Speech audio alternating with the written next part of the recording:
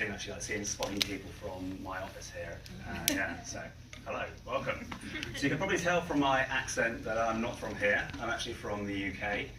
Second fact, so please forgive me, second fact, I actually flew in last night, and thanks to jet lag I had about 4 hours sleep. So I actually feel fantastic right now. If you can see me later on, I'll be like jacked up on my 10th cup of coffee, or probably like slumped over in the corner over there sleeping. So anyway, forgive me.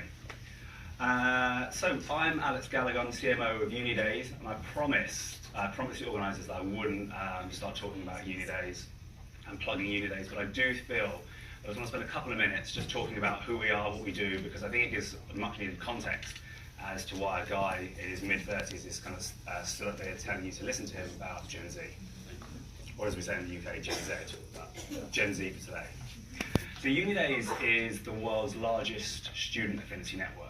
A student affinity network is a closed group membership organisation for students all around the world. We're in 114 countries, but the majority of our students are based here in the US and also in the UK. Now, with this closed group of students, and when you're actually a member of UniDays, you get access to, or these students get access to incentives and offers from some of the world's biggest brands. They also get access to career-enhancing opportunities, and also the ability to earn whilst they're at college. And the reason I say that to you is because what it does allow is it makes this audience really, really engaged, and they want to share with us. So this 10 million members that we have love to share. And it's that, plus the 10,000 other data points that we have on these guys, that really gives me the credibility to be able to stand up here today. So hopefully you'll enjoy kind of what we're going to be talking about today. We're going to go through a few myth-busting exercises, and then I'm going to talk to you through some of the experience of what those guys have told us is actually how you should be going after them. So without further ado, let's decode the digital generation.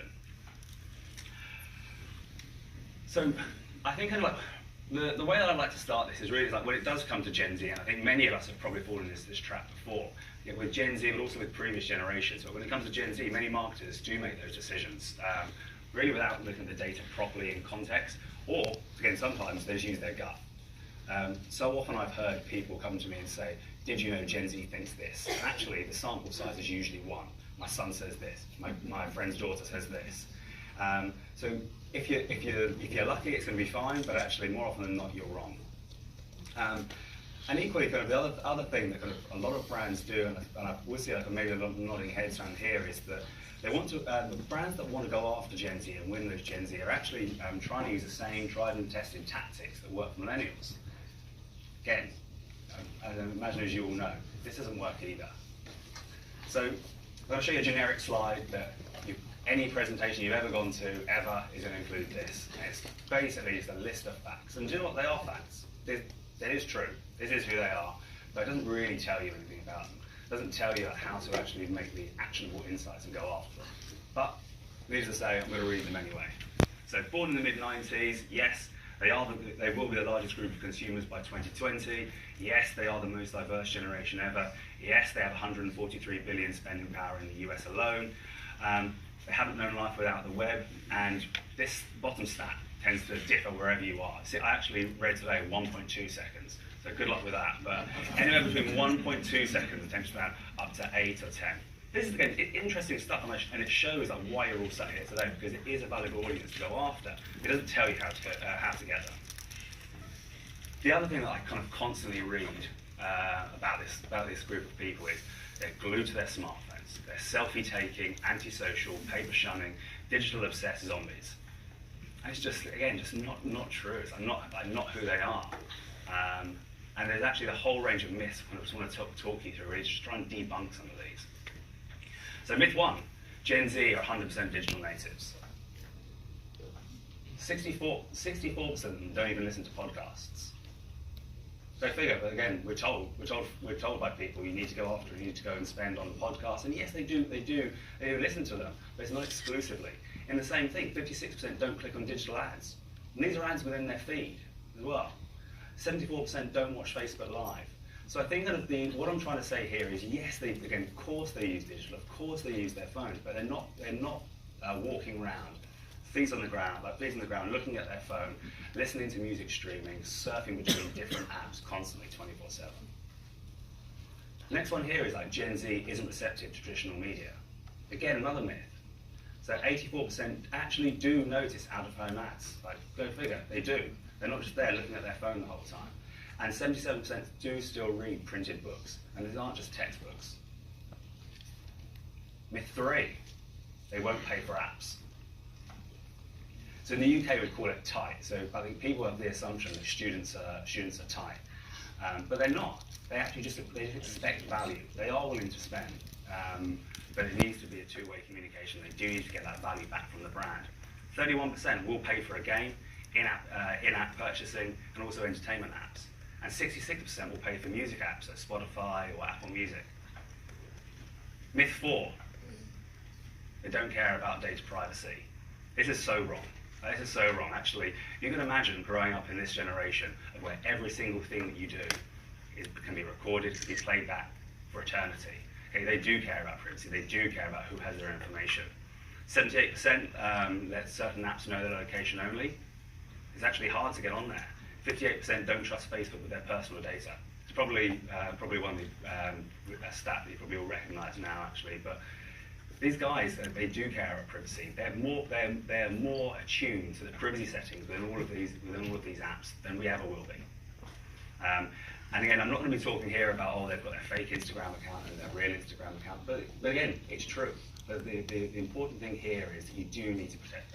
They do care about the data. They will ask where it's coming from.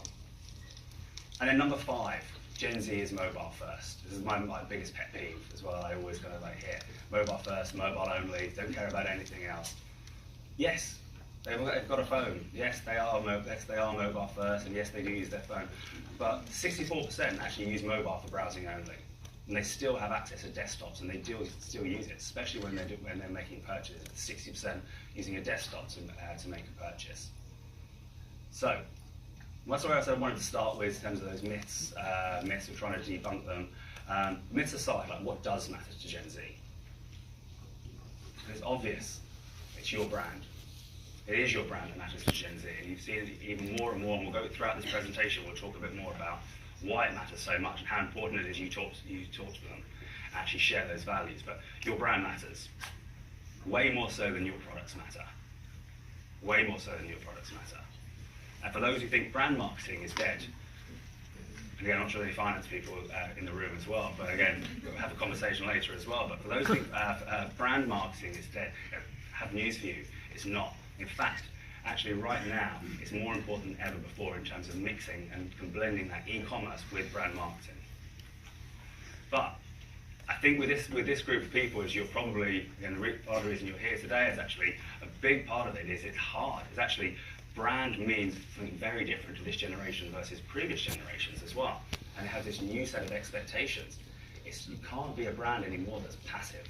You can't just not have a stand and take an opinion. You can't just be okay to sit in the sidelines, because that's equally as bad. We'll go through a bit more about what you can do as a brand later on. So here's a picture of 3 random people, one pulling their hair, one touching their glasses. This is supposed to represent Gen Z, and the guy on a skateboard. So, but what we're trying to say here is like you need to get to know who they are, what makes them tick, and actually as individuals, how you can communicate to them. So tip one, do your homework. So I'm going to read this to you, and we're going to have a chat about it. So research what they think of your brand, what they like, what they don't like, before you go building a strategy to engage them. So we're a lot of nodding heads here saying, yeah, of course, absolutely. We speak to our customers all the time. You probably don't. I imagine there's 1% of people here that actually do, you're kind of visionaries, or your company are visionaries, and you know what's right. Steve Jobs of the world, or even Henry Ford, where I think it's that famous saying Henry Ford said, if you ask people what they want, they'll say a faster horse. He deliberately didn't ask the people. But I think there's the 1% who are visionaries and actually kind of know best. There's another 1% I actually applaud, is people who regularly speak to their customers, they regularly speak to them, and then they action it. But I think there's probably the other 98% that either don't speak to your customers enough and don't speak to Gen Z. If you're targeting Gen Z, don't speak to Gen Z enough. If you do speak to them enough, you're then really not using that information and actually actioning it. So this is important. You need to make sure that when you actually when you're supposed to be targeting them, you actually listen to their views, listen to what makes them tick. because it can go wrong if you don't. It really can go wrong. Pepsi and Kendall Jenner, exactly the same thing here. They thought that having a celebrity like Kendall would be just strong enough on its own. And they thought wrong. Didn't look at the audience, didn't look at what was appropriate, and yeah, it's currently living life as you know, a second life now as an internet meme. I was going to put something in here, but again, I was advised not to, so it's definitely not in here. Number two, tip number two, is approaching Gen Z, approaching them as collaborators and not just consumers. Again, you've probably heard this spun a few different ways in terms of what this actually means, but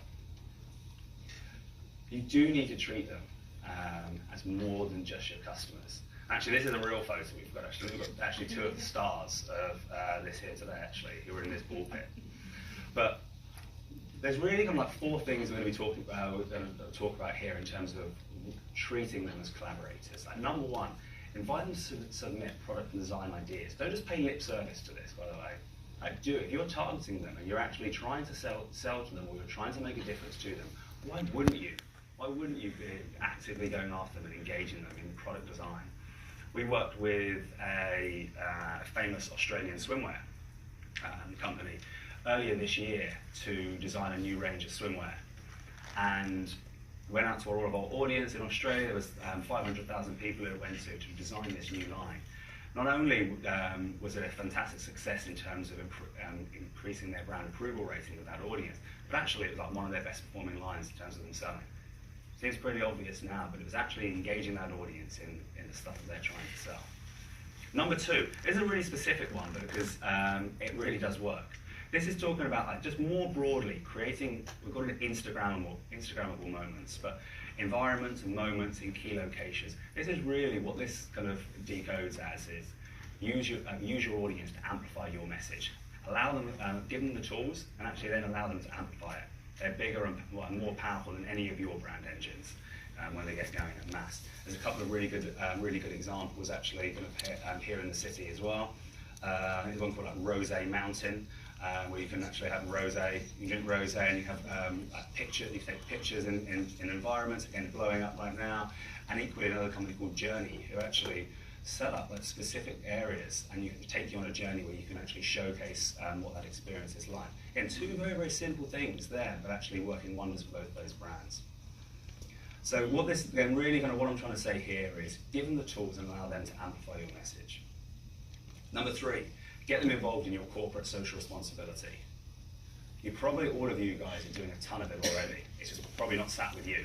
It might be sat with your people team, your HR team, and you rarely get involved. You need to bring that to the fore. This, again, the research is already showing that even now we're seeing budgets flowing from marketing into conscious capitalism and corporate social responsibility. It's because of these guys here that actually this, again, well, quite rightly so, it means a lot more to them as well. So you do start to marry what you're doing on the CSR front with what you're doing on the marketing front, and actually start using that specifically to go after Gen Z and actually talk to Gen Z. And the last one here is, this again, you can ordinarily is sat with different parts of the organisation, but you need to bring it together because it does form part of your brand values. Is give them something of value beyond the sale, beyond the product. So yes, incentives for being with you, partnering with you, the long-term value, but also career advice. Again, these guys are studying right now, and it's tough. Give them the career advice, internships, we'll talk a bit more about later, and sponsorship and scholarship. Give them something of value which actually separates your brand from the rest out there. Tip three. So this is my favorite because it's the one that's less often talked about, which is you as an organization. It's something we can all do, which is realize your brand and every single person in it are an asset, and they're an asset when you're working with and for Gen Z. Everyone has a part to play, and I'm going to go through a couple of the different departments of actually kind of how they could and should be working together. Brand marketing and e-commerce, often a war within an organisation. Got the e-commerce team that are trying to hit those numbers, making sure they can drive down those CPAs and really drive those volume. and you've got the brand marketing side, which is talking about trying to raise the values, trying to create that story. And often there's conflict between the two teams, or even worse than conflict, they often don't even talk. So on one side you're talking about brand, and actually on the other side you're then trying to hit them with a direct response ad. You need to get them in the same rooms, actually stop working in silos.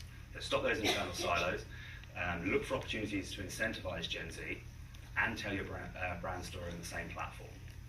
Leverage marketing channels that intersect brand and commerce. And really, if you can do that, it will actually translate as value to Gen Z, and actually you'll hit your numbers as well. So this is something I can't prescribe to you to say you need to follow this particular rules, but get them in a room, actually start speaking together, and together you'll achieve a lot more. Within this as well, so PR. PR, I'm trying to remember the quote from Mike Tyson, but it's something like, everyone's got a plan till you get punched in the mouth. I think this is really, appropriate in this day and age for when it comes to PR, because back in the day, certainly when I started out, you had your beautifully crafted message and you pushed it out to the world, and it was there. Again, we don't have the luxury of that anymore. Gen Z is in the driver's seat. They can respond, and they can whip up, and they can tell your story far quicker and far better than any PR team or agency can. So they're not in the driving seat anymore, but you can look to be part of that conversation, even if you can't control it all the time.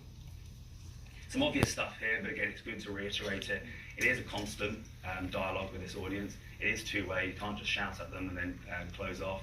It is real time. You can't decide to take a stand on something or combat a message 2, 3, 4 weeks later. It does need to be real time. So there, in terms of how and why you should do it, but actually in terms of some of the specifics around what can a PR team do, here's where we start talking about some of the really cool parts of any organisation which don't get talked about enough, and it's the stuff that Gen Z are crying out for, especially the people we speak to, the students who are at college. Highlighting internships. It's harder than ever to be able to get those internships.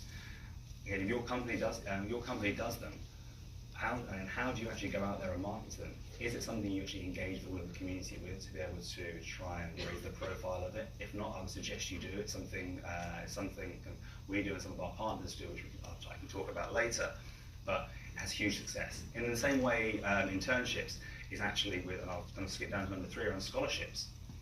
Again, this is something that can set your company apart. It can set you guys apart and actually instantly translate value. It can't be fake. It needs to be done. It needs to match the values of Gen Z. But this is something again which does transcends beyond that e-commerce piece. Promoting those CSR initiatives as we talked about earlier, and the last one here again with PR, which we never do. Again, it's one of the biggest assets of any organisation, is the founders and the leading team. It's like successful companies, people that look to them and admire them, especially Gen Z, why would you not use this opportunity and use this platform and use your message to get your founding team, to get your leaders out, meeting this audience, speaking to your customers, but also speaking to their students at colleges. This is going to be the next wave. It's going to be the next wave of leaders, and get your team out there and actually speaking to make a difference.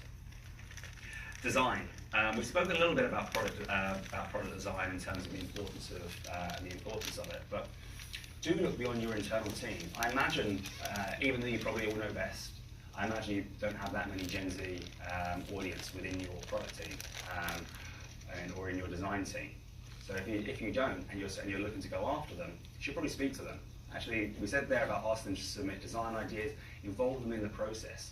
We have a Gen Z advisory board, and it's very relevant for our company, but if you are doing it, it's go out there.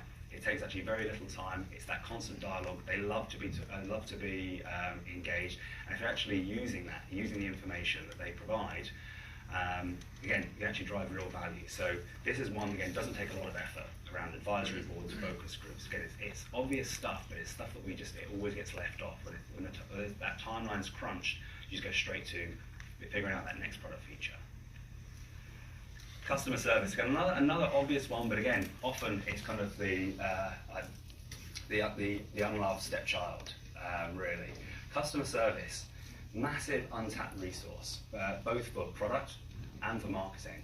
So ensure your customer service representatives are active on social, obviously, you expect them to be, but speak within your brand tone, but do allow them to have some flexibility when they are speaking to this audience. You can't be talking in your formal corporate tone. Yes, it may be your brand guidelines, but again, it's just not going to work with this audience, they're going to shut off. So allow them that freedom, allow them that flexibility. Equally, these are the guys that are speaking to your customers, your Gen Z customers on a daily basis. Why wouldn't you do this? Like, why wouldn't you include them in the process for product design, but also in marketing? Some of the best stories that I've ever heard have come out of customer service, of how they've turned around a problem customer, now becomes the biggest brand advocate, which is what we're trying to do here. We're trying to make brand advocates of this audience. So again, like, please go back to your team, actually speak to them, actually engage them on, not just as a one-off. This needs to be always on and regular. Finance, my favourite team, actually, and they genuinely are my favourite team. They often kind of, in previous life, they've been referred to as like the Grinch of marketers, and they're always trying to stop the fun. Actually, you have to justify yourself to them. But equally, this is an important group of people actually that you need to get on side, and actually, it's in the benefit for all of you to be able to be aligned. And you need to focus on the long term. Yes, you want to hit those numbers today. Of course, it's important to hit those numbers today, but when you look at this audience, they have got the highest lifetime value of any other consumer group. And if you don't put the effort in now to win, them, you're actually going to end up losing them, and you will lose them to your competitors, and you won't be as relevant in 5-10 years' time when they do have that much higher disposable income. So invest in them now will have future payoffs. Said they're the highest lifetime value of any group, and it's so important to bring finance along with the journey just to understand why this is important. So that's in terms of the organisation. Hopefully it shows that we all have a part to play. This isn't down to marketing or down to sales teams to be able to do this. This is the responsibility of the whole organisation. Which kind of goes to this piece here, which is like, speak their language, but don't fake it, because they can see through your bullshit. They really can.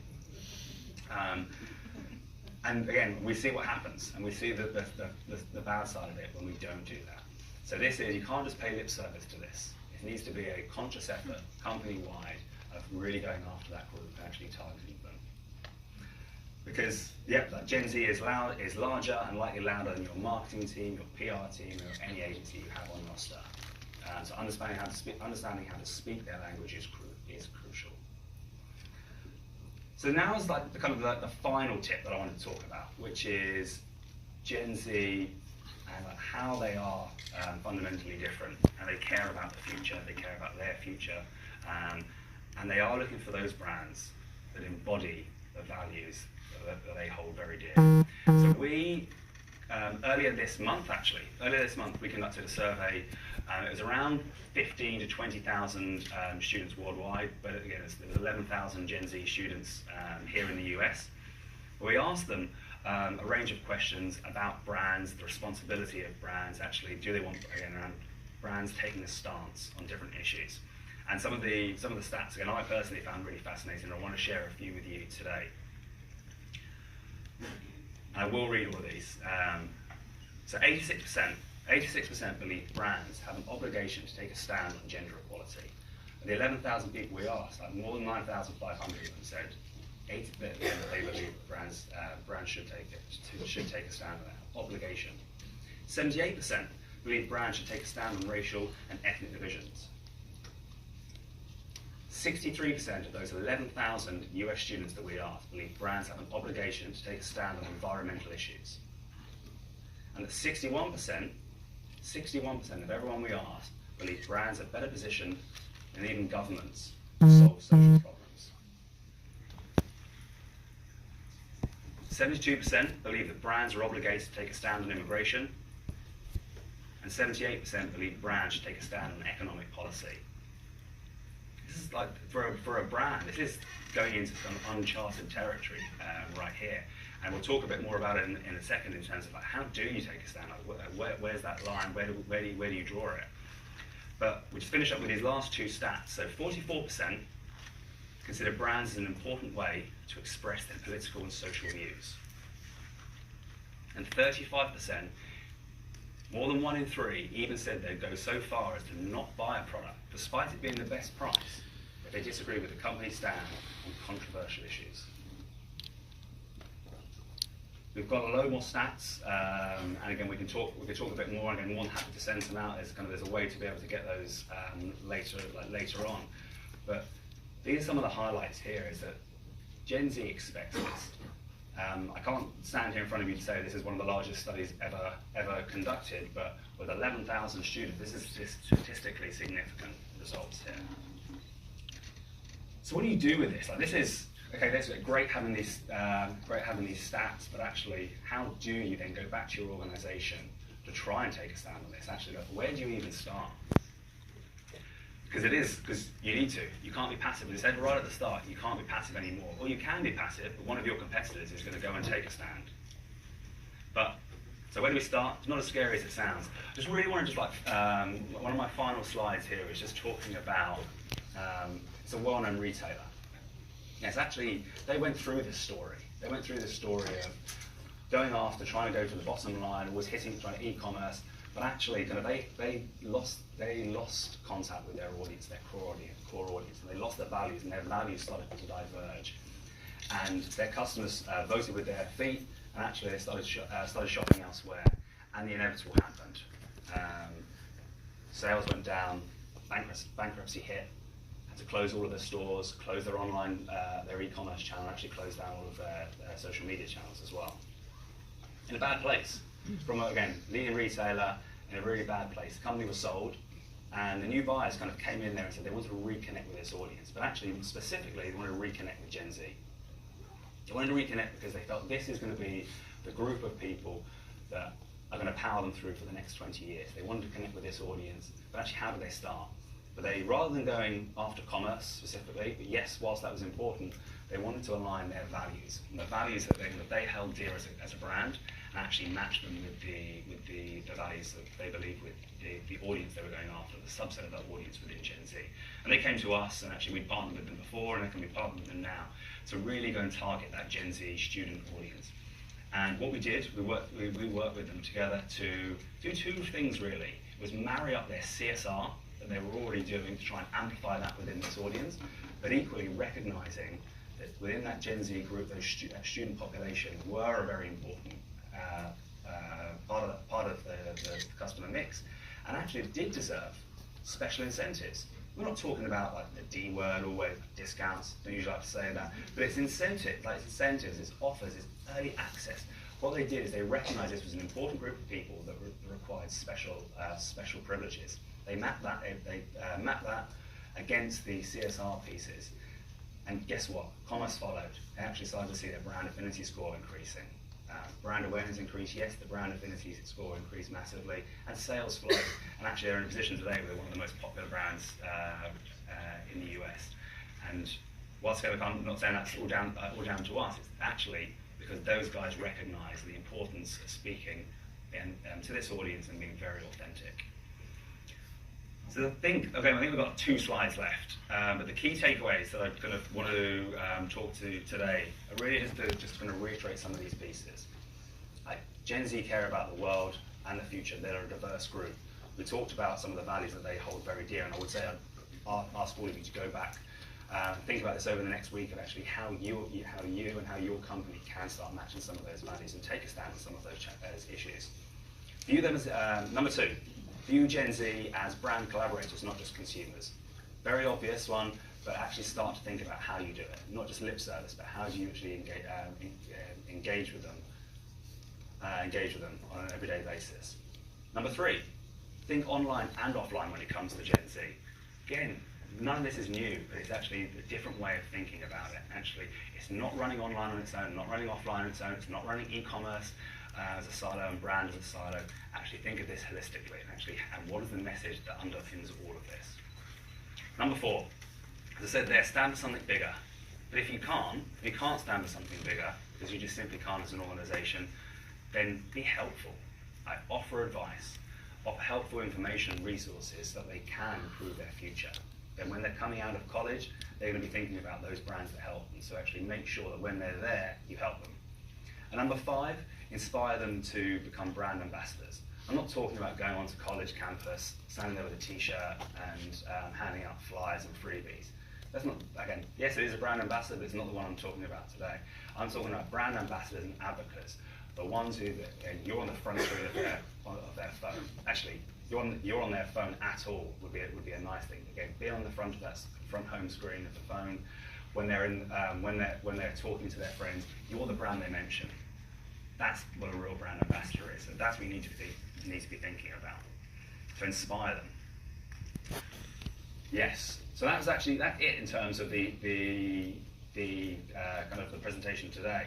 I just wanted to just leave you here with, because there's a lot of phones, that if you are interested in kind of finding a bit more information about us, or actually, good, sorry, just disappeared here. If you are interested in finding out any more information about us, or actually want to get some access to some of these stats, then you can text 66866.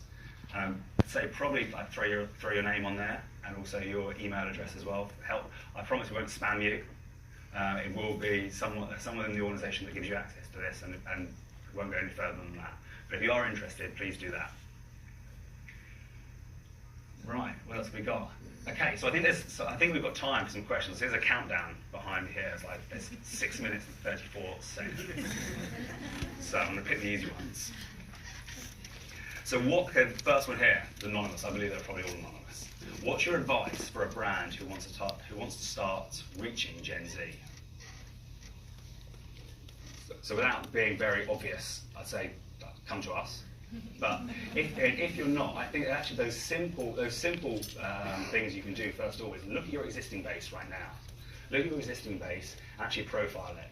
Do you have any existing Gen Z within there already? Do you know what do you know about them? I'd say the most obvious thing here is go and speak to some of them. Actually go and speak to them. Go and actually start conducting focus groups and surveys with them if you're lucky enough to do that. If not, why aren't they coming to you? Why is your brand not attractive to Gen Z? You then actually start going and do some research around where are they shopping, where are they visiting, where are they going? It all starts with information. If you have that information, then it allows you to take that next step. What I would say is if you want to start reaching Gen Z, do not go and just spend some money on marketing, come up with a couple of banners and some ads and then go and fire it off into the internet. Quickest way to lose your money. So go and do that research first. Okay, should you still take a stand on a political issue if your views differ from your target market? I think it's only one that you can really answer. I think that any time you take a stand, you're going to be divisive. There's going to be some people who you piss off, and there's going to be some people who actually love you more for it. So only you as an organisation can determine whether you should do that and whether that's right for you.